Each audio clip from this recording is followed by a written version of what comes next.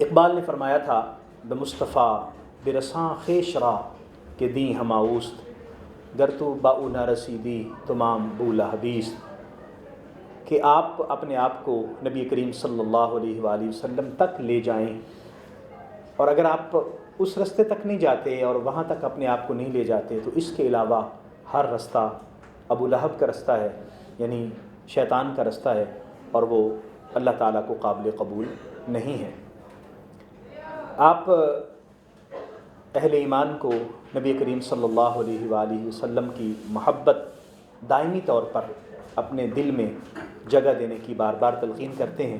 ایک جگہ آپ فرماتے ہیں اے تہی از ذوق و شوق و سوز و درد می شناسی، اسر ما بما چه کرد، اسر ما راز ما بیگانہ کرد، از جمال مصطفیٰ بیگانہ کرد۔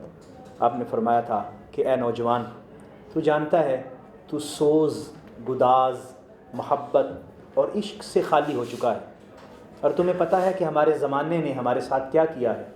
ہمارے زمانے نے ہمارے ساتھ بہت بڑا کھیل کھیلا ہے۔ وہ کھیل یہ ہے کہ ہمیں جمال مصطفیٰ سے بیگانہ کر دیا ہے۔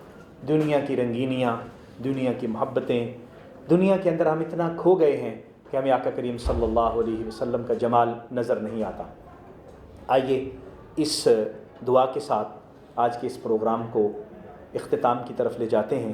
اللہ کریم ہمیں صحیح معنوں میں نبی کریم صلی اللہ علیہ وسلم کی محبت عطا فرمائے اور آپ کی سیرت طیبہ پر عمل کرنے کی توفیق عطا فرمائے، کیونکہ عمل سے زندگی بنتی ہے، جنت بھی جہنم بھی۔